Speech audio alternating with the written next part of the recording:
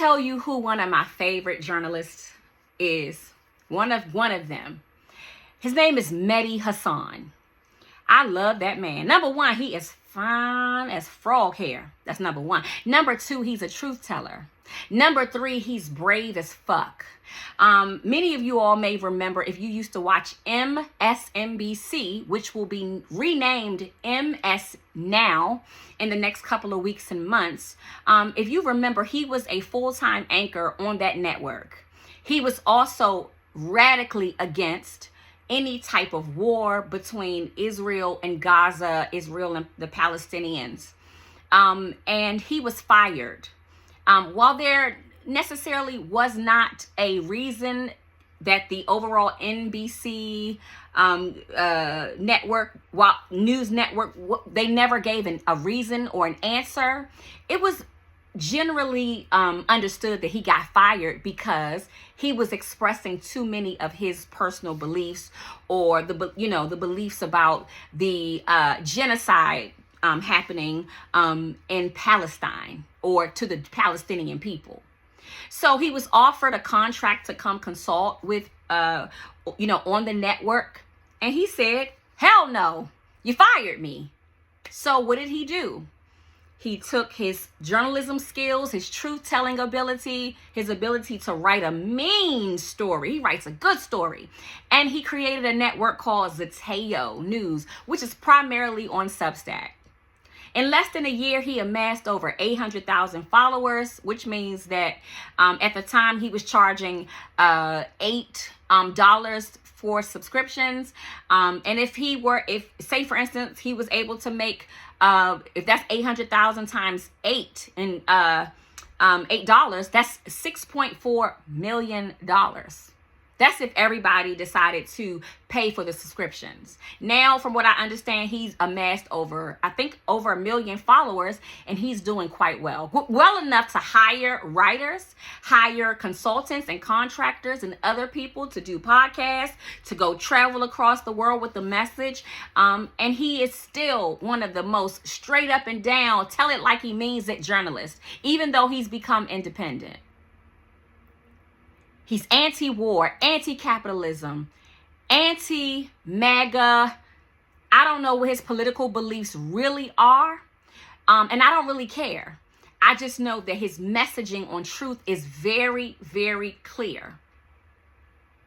Wrong is wrong to him. When there's racial inequality, when there is starvation of any group of people, when there is unfairness happening somewhere, Mehdi is on the case. And recently he's been, since Orange Soda came into administration as the president again, he's been keeping his foot on his neck. And what that means is he won't let up with his stories, his staff stories, and all of that. I am a student of journalism. I studied journalism for a few years. I was the editor of my high school newspaper, the editor of my college newspaper, and I'm a pretty decent writer. I was also an English teacher for 5 years, which I feel like, damn, it almost feels like I wasn't, because sometimes my grammar gets so bad, and I can't spell like I used to, and I surely can't think of words like they used to come to my head like lightning. But I love Mehdi because he is consistently speaking a message of truth, what his truth is. And I agree with much of his truth because it is mine. Since 2020, I have maintained the same message.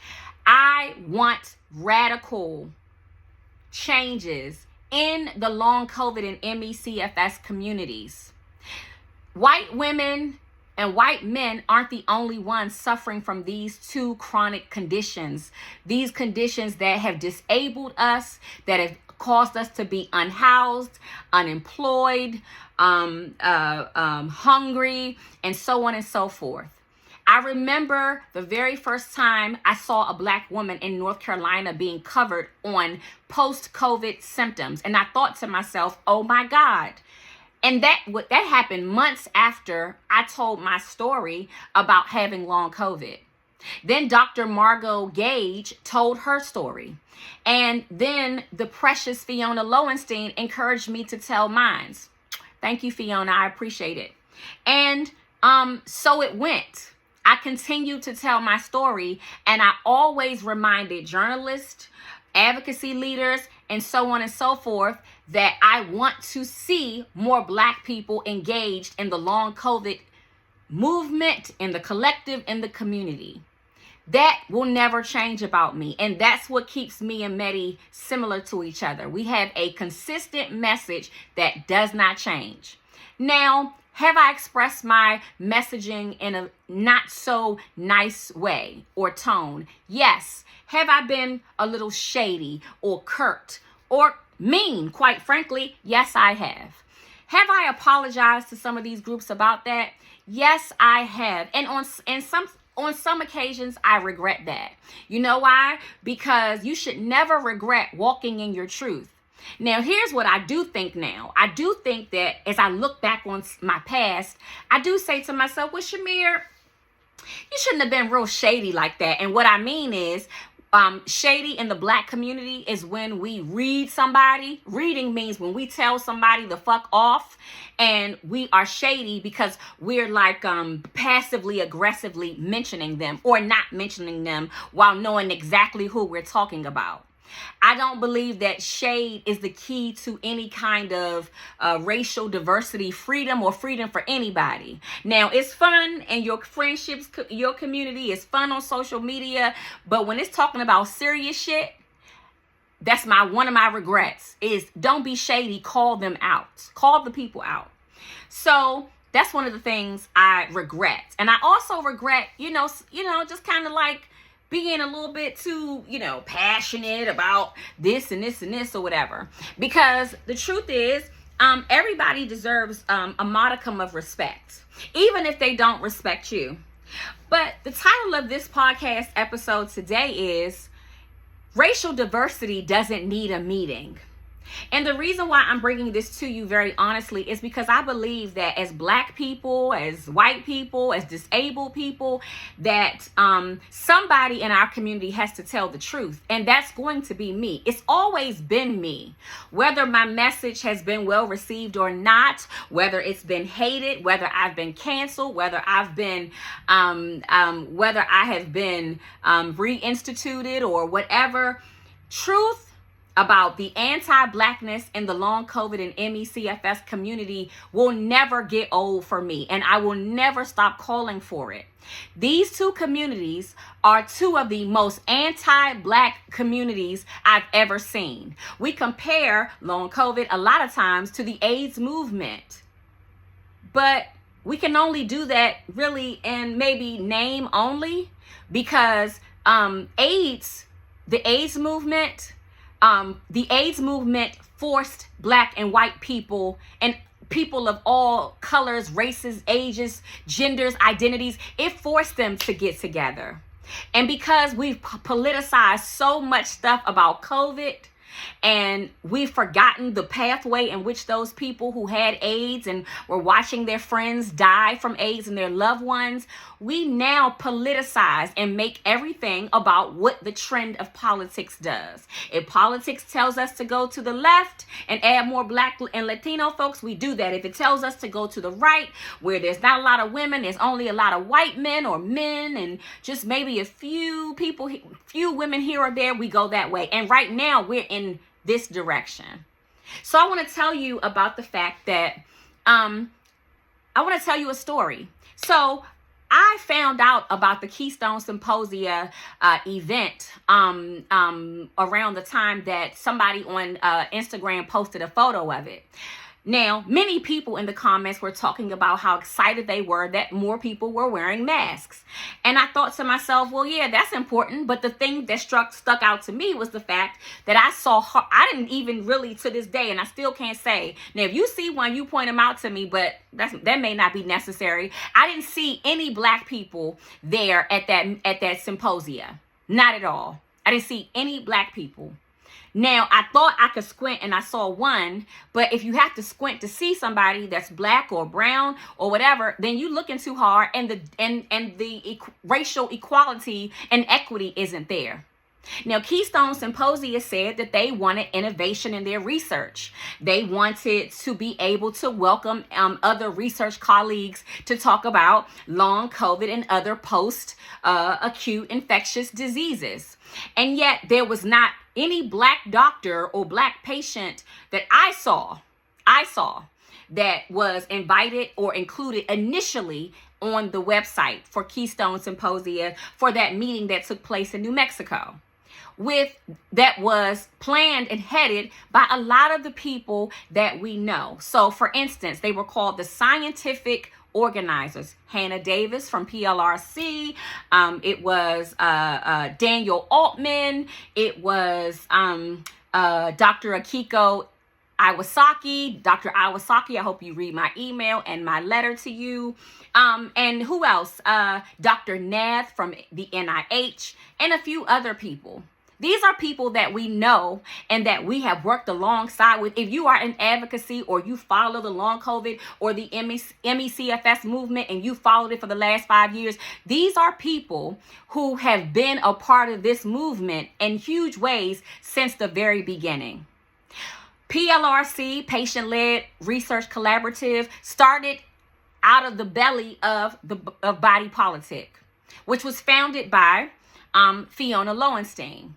And I remember being so excited for them because they were, at the time of what I understand, an all-girl group of women who were working diligently to ensure that patient research was respected and honored in this space, right? So we know that even still in medicine, people don't respect the work of women.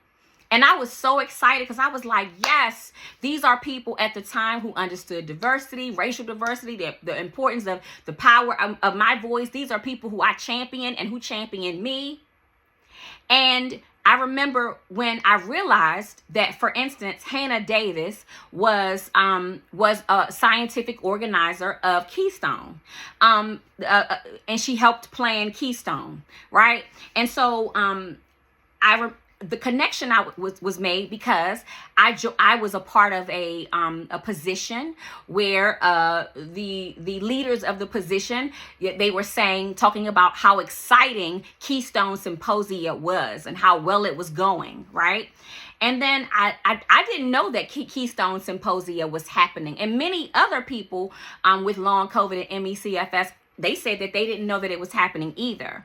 And so I did some research. I looked on the website. I read the website plenty of times. I saw how outrageous those prices were to be able to even join virtually for disabled people who wanted to know more information. And I sent an email to everybody that was congratulating people about the way that the symposia went and all these different things. And I said, I talked about the fact that how could everybody be okay with this? How could we call this symposia successful if there were no black and brown people, no black and Latino folks, right? And I wrote it to everybody. I was like, it's no research, no clinical trialing, no medication, no treatment. Nothing is successful until you add black and brown people. Now, Mother Toni Morrison, wherever you are roaming in the spirit, I know that you told us black folks who are writers and speakers, don't spend your time talking about racism because it is a distraction. And I agree in many ways.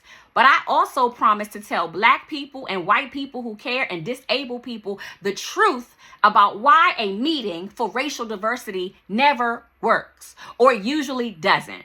And so I waited for 3 days for a response from anybody, including Hannah on that email, right? And finally, she answered me, and I was glad that she did.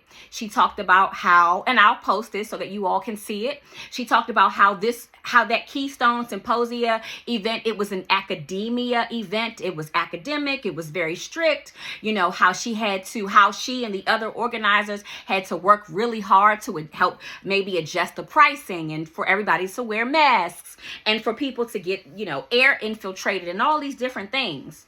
And she even talked to me about how there had been some slight changes in the racial makeup of the conference, right?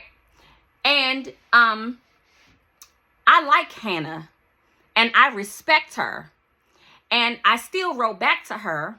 And I understood, I knew, she mentioned also that she was in a crash. And I understand because she helped plan an important event for long COVID information and researching it. And it was an academic setup and meeting. And only the best of the best were invited. And they were very strict about who they allowed to come to their symposia. And as I have read through it, now I saw that there's been a Black speaker that has been added to the list of speakers, the people that were going to speak, because before that, there were no Black speakers listed, right? And that's what I was inquiring. Where were the Black collaborators, the Black speakers, the Black physicians, the Black anybody? Where are the Latin people as well, right? We know that Black and Latin people struggle the most with long COVID. Why? Because we do not get the same accessibility to care, health care, as white people. Many of the statistics that you read about long COVID those surveys are not taken by Black and Latino folks. They are taken and seriously by white people.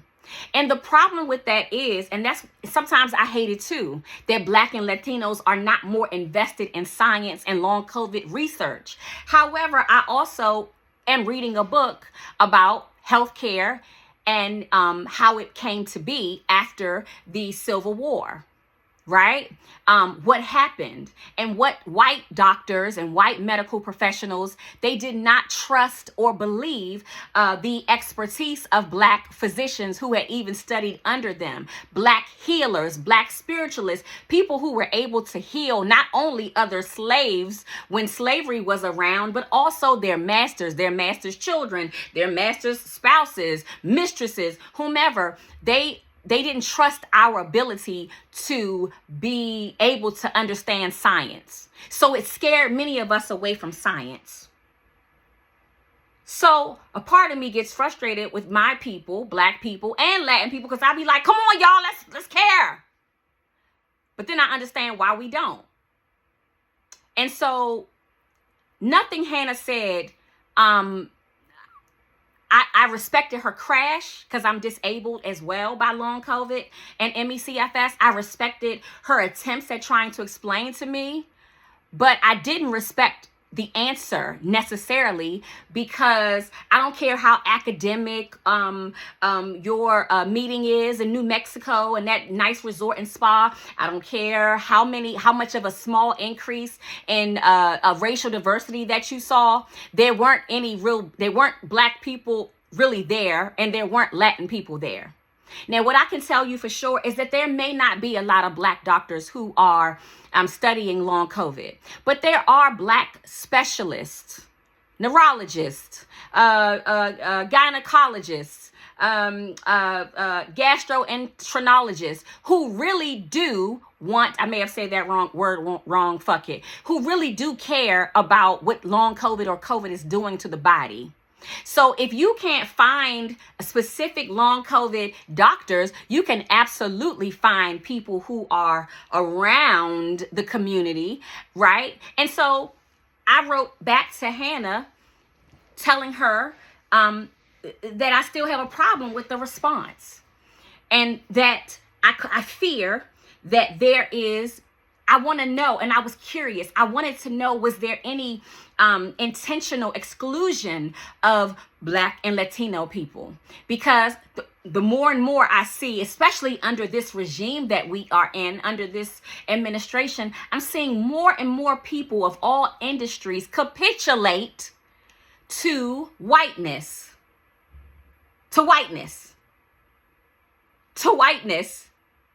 They're moving away from civil rights for everybody and capitulating to straightness and whiteness. And I wrote out questions, and I asked these questions of Hannah and anybody else, because I addressed other people as well. Anybody else that wanted to take the helm of answering my questions about how they decide how do we keep running into the same situation where there are no Black and Latin people invited to these spaces? And why is that? Is it intentional? Is it unintentional? You know, what do you gain when you don't invite, or when you optically practice anti-Blackness? And then the reasons that you practice it make absolutely no sense. And I didn't get a response from her. And I wasn't surprised, because usually what happens when you're a Black person who questions white people about racism or anti-Blackness, or the things that are very, very, very much in your face, all of a sudden you get white people get quiet. And I think it's because they don't know how to perfectly answer the question. And here's the thing, I'm not looking for perfection, I'm looking for progression, in the words of Pastor Mike Todd of, I can't think of the church right now, but he's in Oklahoma. He talks about, I'm not looking for perfection. I'm never looking for white people to have all the answers about racism or anti-Blackness, especially in this movement. But I'm looking for you to answer questions and for you to identify the curiosity inside of me, because now I'm doing it in a way that white people taught me how to. Ask the questions, be inquisitive, don't be too radical, don't be too problematic, be a good little Black girl. And what I find that even when I do it like that, it doesn't work, because white people rarely can answer questions or even debate or have a discussion about race, because they cannot perfectly answer it. They cannot perfectly, there's nothing to capitalize off of when you answer questions about racial diversity. And especially in a climate now where money is being cut,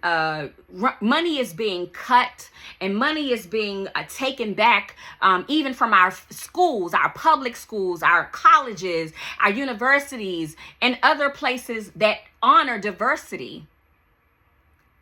Very few of our long COVID, if any, our long COVID and MECFS groups are talking about diversity, racial diversity anymore. You know why? And let's be real. And if I'm wrong, y'all tell me in the comments. It's because it's not trendy or sexy. It's also not the way our current presidential administration wants to go.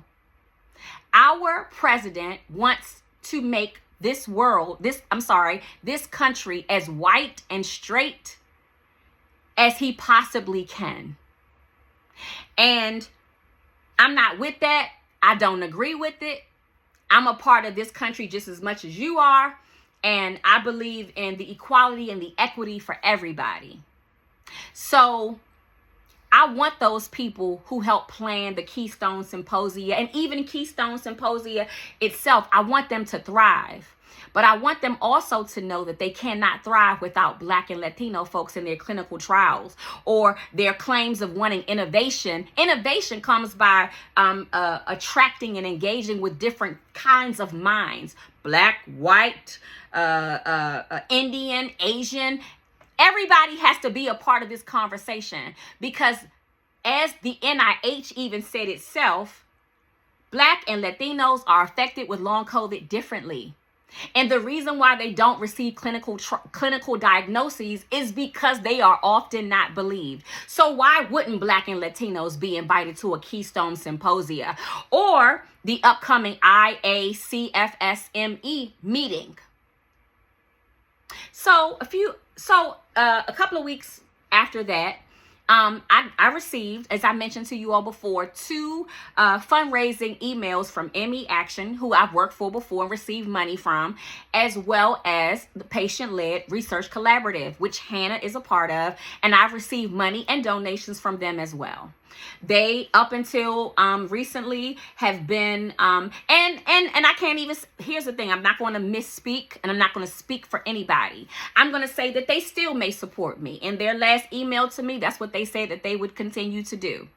But when I said that I wasn't going to financially support or give where I can't live, I meant those two organizations. As much as I care about the people that I've met along the way in those organizations, and yes, I'm proud of some of their work. I think that they have done incredible work, and I've learned some great things from them about how to organize, how to strategize, and all of that. So I give props and credit where it's due. But I'm not giving you money because Blackness isn't a part of your organization. And it really probably has never been, right? And I don't, people will use stuff like, well, we got a Black president and a Black board member. But do you champion Blackness? Do you champion Latino Americans? Do you champion these two groups, which are the most affected by long COVID? They don't. They rarely even, they have no campaigns geared towards us. The only time you may see them talking about Blacks and Latinos is during like a federally or nationally acknowledged holiday, like a Black History Month or a Juneteenth. And God knows by the time next year gets here, who knows what we'll be celebrating, because our president doesn't want us to celebrate anything that isn't white or straight.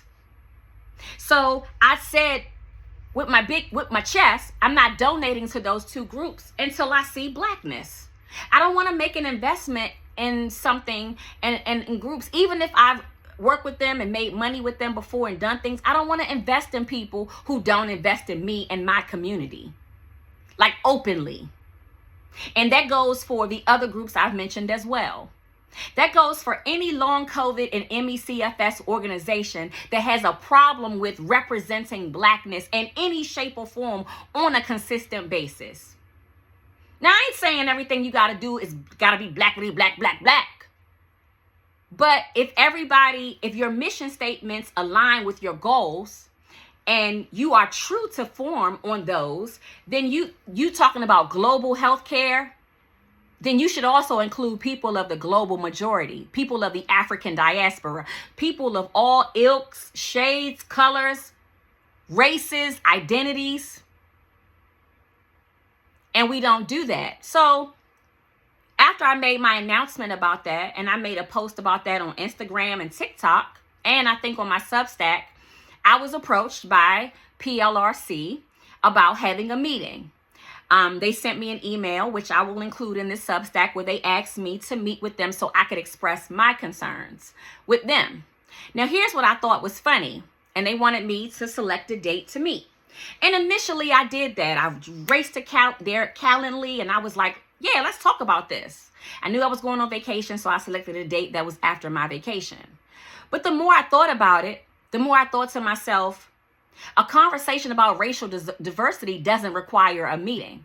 So then I emailed them back after I had scheduled the meeting and I said, I don't know if we need to have a meeting because, number one, any concerns I have about anti-Blackness or the lack of Black and Latino folks in this space, I make my concerns public and open and I say them consistently. I hold nothing back.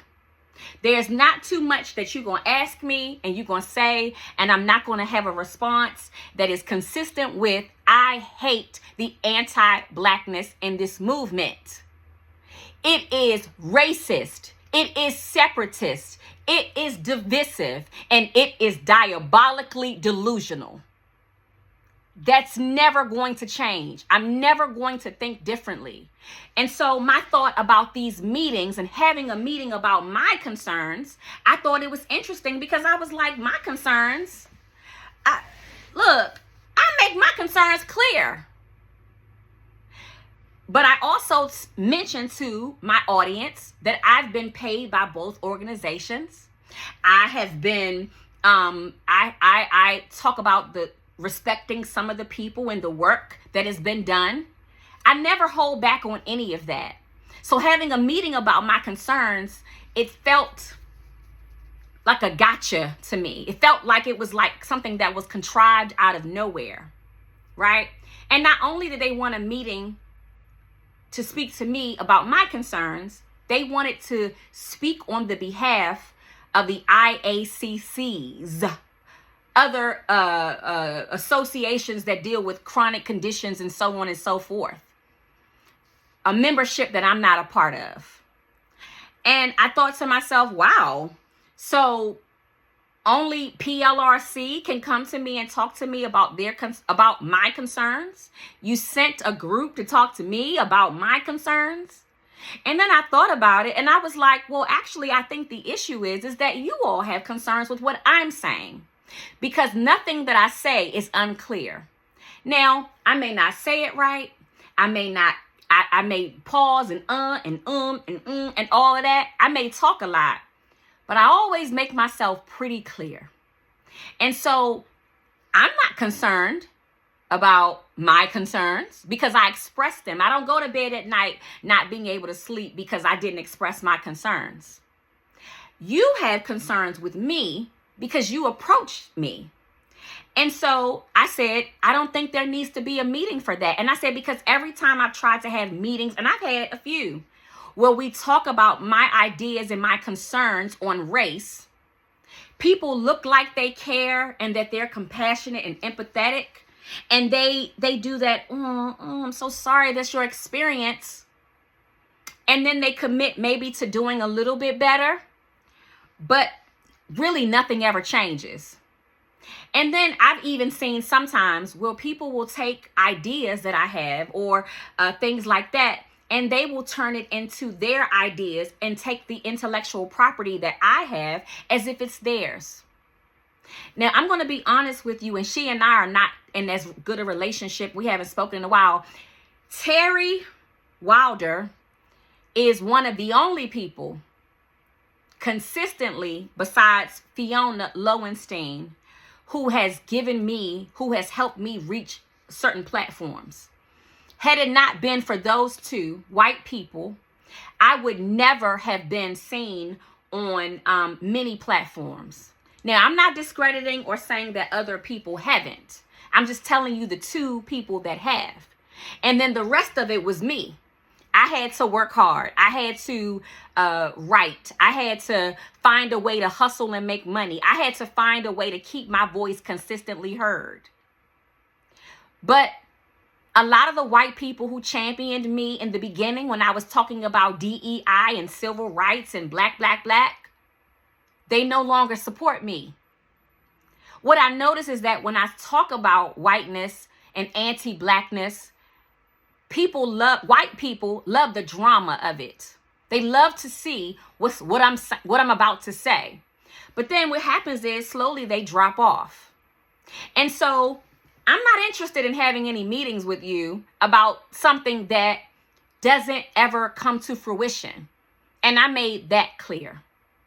And so I received a couple of emails about what their intentions were, and and I even asked them, what are your concerns that you have about me and how I express myself? Because clearly, as I mentioned before, they were concerned more about me than I was concerned about them. Because at this point, y'all, I'm not trying to change any organization and make them become more black. That doesn't work. The only people that can change racism is the people who started it in the first place, and that's white folks.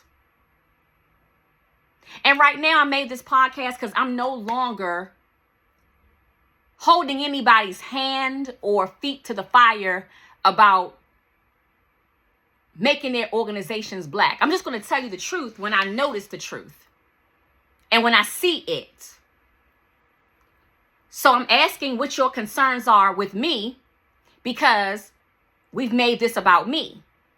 Now, I've said I'm clear on me and my concerns and where my money, my dollars, and my care is going. What's your concern?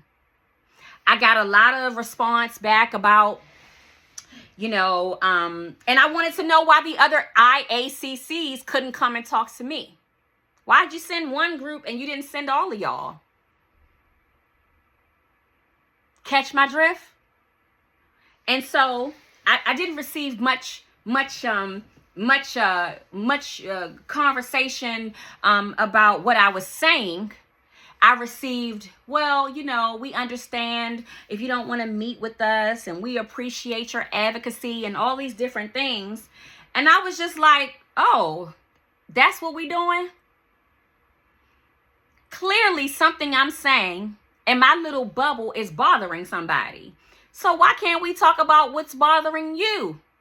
Is me saying that I'm not giving to your fund and I'm publicly sharing that, is that bothering you?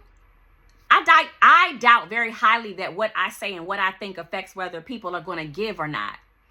I've lost a lot of audience because I won't let up on this anti-blackness shit. So my voice isn't heard or appreciated or whatever as much as it used to be.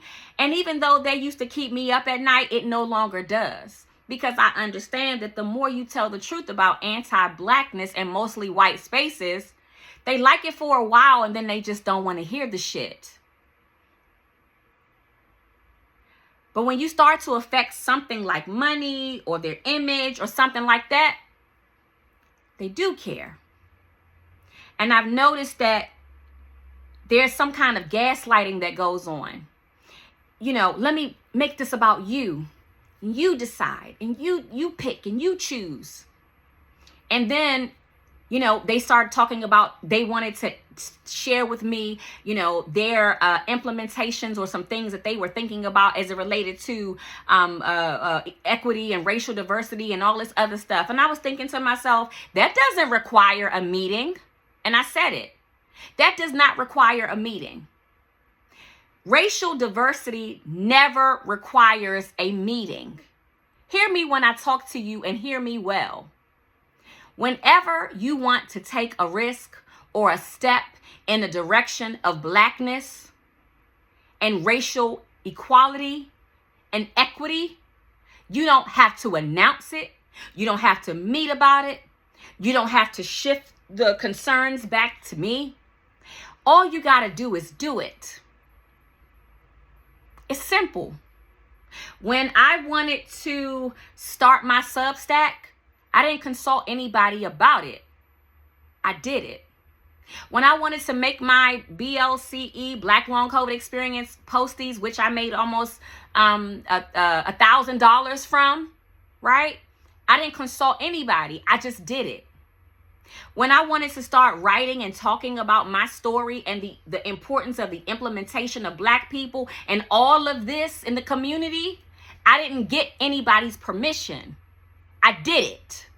So I'm not sure why PLRC thought that we needed to meet about concerns that I make very clear, and also about their quest or whatever it is that they're doing to increase racial diversity. And I also wonder about these new things that people in organizations like theirs want to do, when just a month ago, there were a few members who were a part of a meeting where there were hardly any Black and Latin people featured.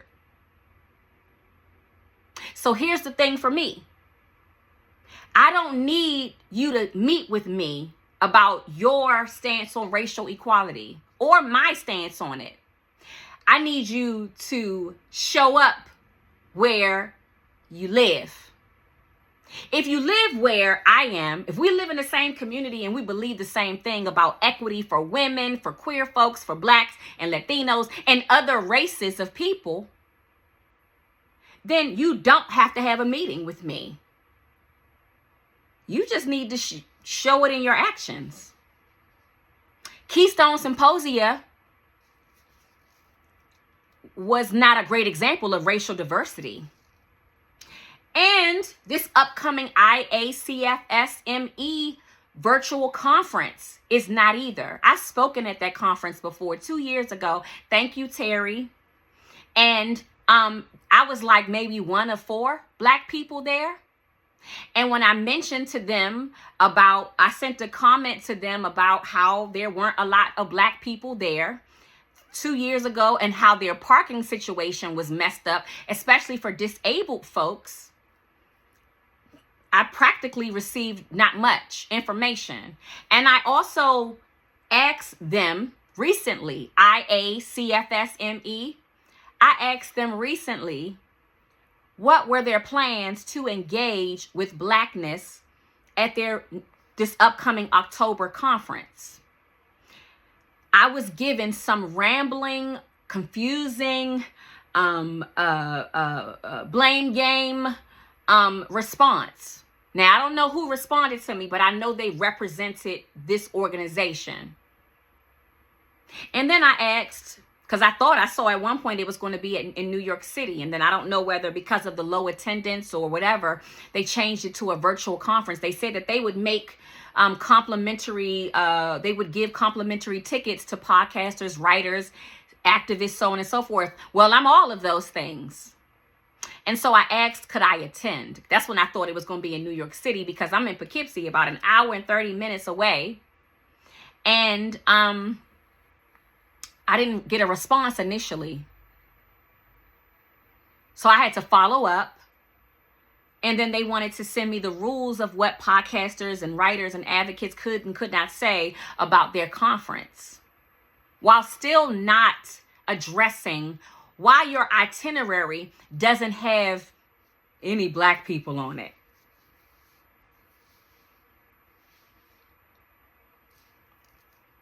See what I mean? We don't have to have meetings about that. It looks, sounds, smells, feels, and tastes nasty, racist, separatist, elitist, divisive, delusional. So I respect PLRC's work. I no longer respect, let me say this. As I mentioned to them in an email, I don't know these people anymore. I knew these people before, but they no longer stand for what I'm standing for. And you all can choose to cancel me. And so, this morning I woke up and I was going to make this video. I started this video a long time ago. I was going to make this video anyway. I woke up to find that PLRC has unsubscribed from my Substack, and I'm okay with that.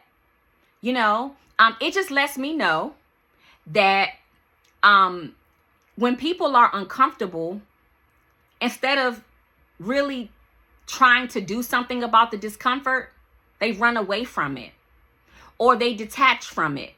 Now, we live in a world where everybody thinks that we have to agree with each other. See, I'm not on that plane. I'm not. I believe that I can be in association with you in different ways, even if we don't necessarily always agree on something. And, my thought about them and the emails and things like that is, I thought you believed that racial diversity was important. Why are we running away from it? And as I close out, here's what I will say to every single every single Long COVID and MECFS organization that watched that Long COVID roundtable, those two discussions, and you and your group are posting and talking about how great it went when there were no Black people on the panels, only one woman, Dr. Iwasaki. Hey, Dr. Iwasaki, I wrote you an email. Hope you respond to it. You were also one of the people who was one of the scientific organizers for the Keystone Symposia, where there were hardly any Black and Latin people. So my bone kind of is picked with you. But notice how in those discussions, there weren't any Black people on those panels. And there were only 3 women. And one of those women worked under Secretary Kennedy. And one of those women was a white woman named Holly from Utah, who talked about using hyperbaric oxygen treatment as well as stem cell therapy, as she claimed to be a survivor of long COVID. And then she said, me and my whole family, we suffer from long COVID and vaccine injury. And then Dr. Iwasaki came and she had to assertively make her presence known to a bunch of white and male panelists who were going to divert their attention away from her as they talked about what they thought they knew about long COVID. Though what most of them know about it is due to people like me, members of PLRC, members of the old body politic, ME Action, Solve ME, the Long COVID Alliance, all these other groups, Dysautonomia International, and all these other groups. So I will give us credit because we galvanized in a great way when that happened. But even Dr. Iwasaki had to say, hello, I'd like to introduce myself. Remember Jay-Z said, let me introduce myself. My name is Hove, H to the O-V. But allow me to reintroduce myself. That's what he said. My brain had to catch up for a second. But y'all, Long COVID and MECFS groups like PLRC, ME Action, and a few other, and a lot of the others, because there's a lot of y'all out here. If you are okay with there being no black people, few women, no queer folk, as far as I know. Look, I don't work in trying to figure out who's queer and who's not. I know I am. And you're okay with no Latin people, no Latin doctors, or if you're okay with Dr. J, the new director of the NIH, telling people, I can't wait, after Recover and those other groups and people wasted almost $2 billion. If you're okay with the appearance, even just the appearance of those two roundtable discussions, we don't have to have a meeting about race. You have capitulated. You have turned your pendulum to anti-blackness. And that speaks louder for you than any meeting that we could ever have. See, I'm not interested in meeting with people who only, with me, understand the assignment. I'm interested in meeting with people who understand it and want to elevate blackness in their groups. Not just on federal holidays and during federal months, but 365 days a year. Y'all that are asking for money and waiting with your hands in the pockets of the federal government, if you invited black people and really made black people feel like they belonged, don't you realize how much money you would make? Because let me tell you this, black people support where they feel welcomed. And sadly, a lot of times we support people that don't welcome us, like Gucci, Louis Vuitton, and all that crazy shit that I don't buy. But that's me. Look, I can't speak for all black people. But I'm just telling you that when you allow black people and Latino folks who are big in community to come and be where you are, money won't necessarily be your problem, even if it's $5, $10, $15, $20, whatever. Because just like before those federal agencies were giving y'all money, the way you made your money was by the people who were a part of your group. And here's another thing I'll say. If it had not been for those black fearless men and women, few men, but a lot of women who in the beginning represented your groups when DEIA was popular, many of you all would never have been known like that because you weren't known that well before COVID and long COVID anyway. People tolerated, people cared or didn't. But when you met those black women who helped you shed light on the long COVID movement, you didn't really have to do much for those women and some of those men. We were already well educated. We were already well spoken and outspoken. We were already scientists and educators. And we already had PhDs and college degrees. And we had already been doing our work. So for you to act like blackness requires a meeting is a direct insult to blackness and Latino folks. And it's a direct insult to disabled communities all across the world.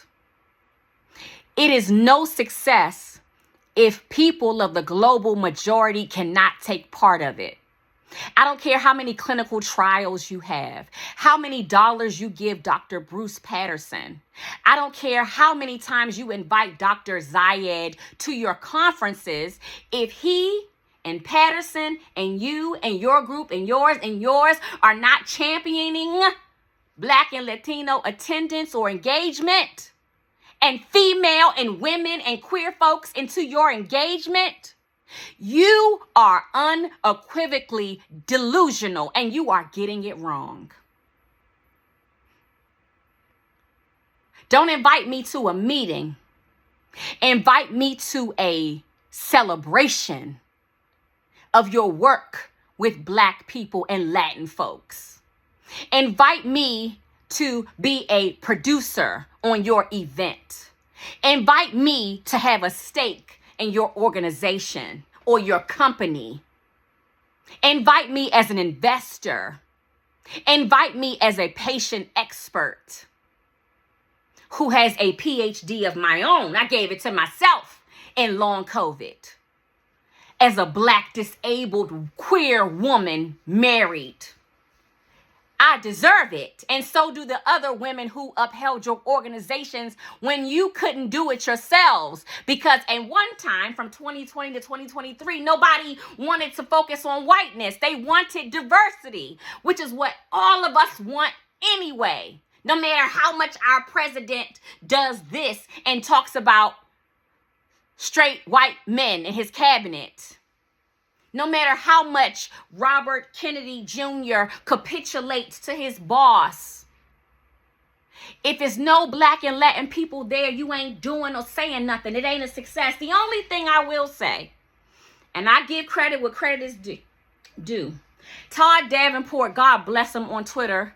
I wish I could meet that man. He's one of the most honest and well-meaning and say it like he means it guys I've ever met. In the Long COVID movement. And I ain't really even met him. I may have worked with him a few times, but he said to me, one of the things that gives me hope is that it'll move, that the treatment will move faster. And I had to say, you know what? That's true. Because Kennedy wants to invite Big Pharma. Those doctors on that panel, they wanted to invite Big Pharma. They wanted to talk about drug repurposing. They wanted to talk about a lot of stuff that PLRC, ME Action, and a lot of those people, including me and the other Black women and people I'm talking about, a lot of us have already talked about. As a matter of fact, I was on a contract with PLRC and Dr. Wenjong at Mass General, who did an outstanding study on multi-purpose drugs to treat long COVID symptoms. So nothing they said last Thursday was new.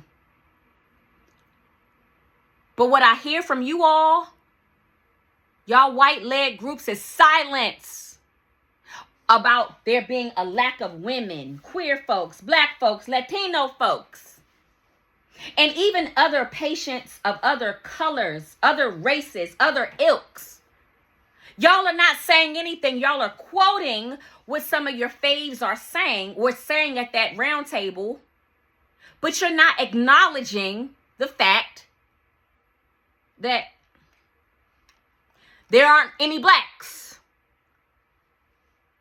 So when I tell this story, you can believe me if you want, and I'll show you the emails. It's not because I'm disrespecting PLRC or any of the other groups I mentioned. It's because Racial diversity and civil rights, y'all, doesn't need a meeting. They don't need meetings. They need immediate action. Some of you all will unsubscribe from this. Please, if you don't want to, just please, that's how I feel. Go ahead and leave. Because I'm only here for the truth seekers. Now, I'm not going to talk about anti-blackness and racism on every Substack. I got a lot of things I want to talk about. But this right here requires my full attention.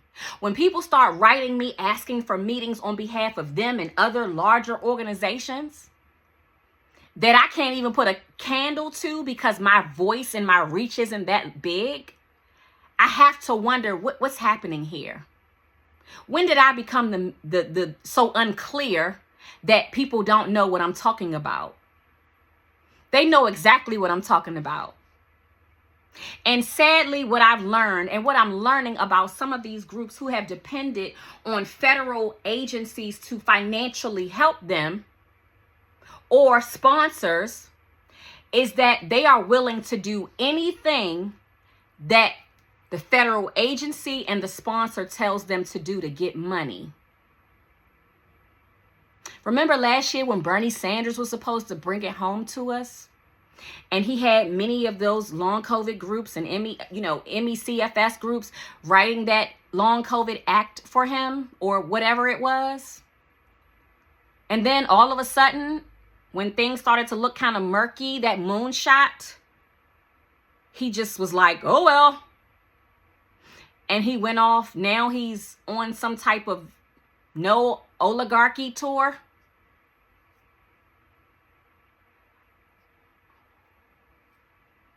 I understand what's happening. Many of the groups who are suffering financially will have to capitulate to federal mandates. And right now, in this day and time, federal mandates are saying that no diversity anywhere. And from what I remember, PLRC was started by a bunch of women. Currently, our federal government is anti-women. PLRC is also diverse, racially diverse.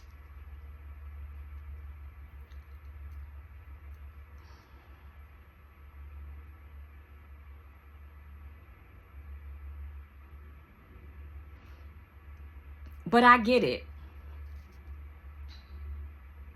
Some of you all have to do what you're told, because if you don't, your organizations will drown.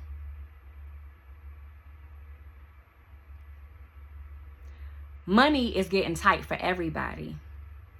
And ever since they stopped really caring about long COVID and the diversity and all that stuff, many of the sponsors and the financial backers and things like that, they have run out of money and run out of options, which is why you see some of your favorite nonprofit groups asking you for money. It's because they ran out. The federal money, if it hasn't completely dried up, it's drying up. But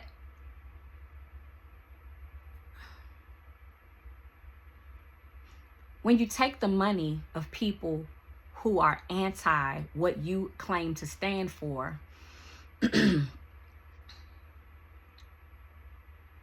it's almost like selling your soul. And when you can't ask those same people to consider where Blackness and Latino folks fall into long COVID treatments and MECFS treatments and all these different things and treatments and chronic conditions that are disabling, when you can't speak for the least of us, you don't get to speak for the most of us. You just don't. And so I feel sorry for the groups that are federally connected who have to follow this new unspoken, well, it's not unspoken because there are words that our president wrote down that he is banning from federal language. So if you ride with the federal agencies, you are agreeing to not speak about and maybe not even optically show the things you may care about. And boy, do I feel bad for you.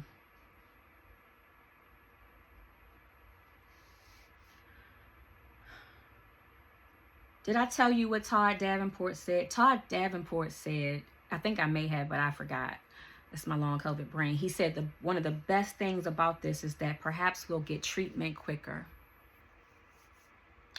And I said, that's true. Because what I do notice and why I've become so brave is that what I notice, the good things about white people is that when they care about something greatly, they make shit happen. And I realized that Kennedy said he has a son that's suffering from long COVID. And some other of those doctors and experts said that they are suffering with or they know people that are. But I want you to also realize what happened as a result of the administration change.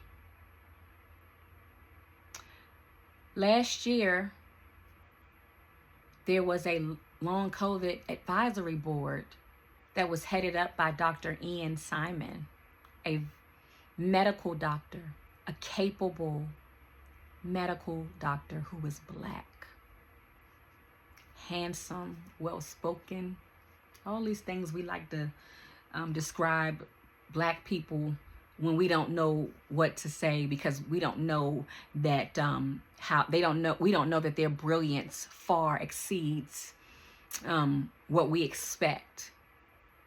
I hate when white people tell me, you are so well spoken. What did you expect? I'm me. But he was hired to do this thing, and he wasn't even really in this position for a full year before the administration changed and before he was out of a job. And long COVID funding was cut. Now, all of a sudden, Kennedy and our president, orange soda is what I call them, they care about invisible illnesses and they want answers for long COVID. Whether that means that repurposing drugs or new clinical trials. Kennedy, he's mad at the NIH because we wasted money. Although everybody knew that they were wasting money. Stat News and Sick Times and me and a couple of other folks talked about that waste of money from Recover. And even if you go to the website now, it doesn't really say much. Dr. J, the director of the NIH, he even knows that almost $2 billion was a waste of money. Yes, I took a check or two from them, but I quickly got out of there because I saw that they were not doing anything for anybody, really, and especially not Black and brown folks. If y'all are okay with this complete long COVID reconstruction, you be okay with it. But leave me out of it. Because racial diversity don't require no meeting. You want me to say it better? Racial diversity requires no meetings. Ain't nothing for us to meet about if your intentions are good.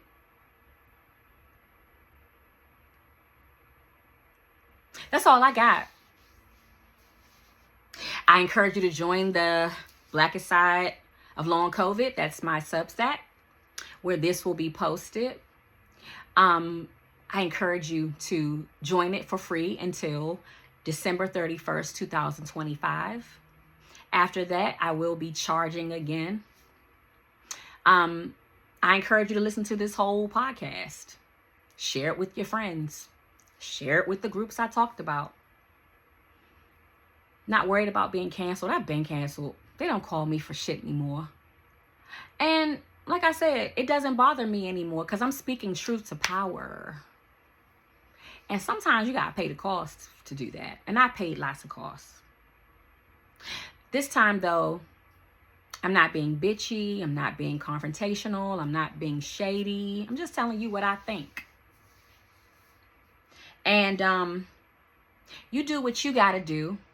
But I'm going to continue to educate, motivate, stimulate, inspire Black people and maybe some white people who care about long COVID and its effects.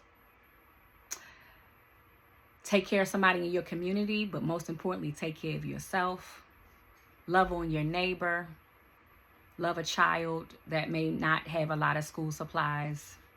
Take care of somebody that's elderly, because guess what? My motto has always been, when we help the least of us, we help the rest of us.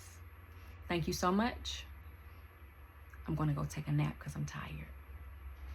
Talk to y'all later. Bye.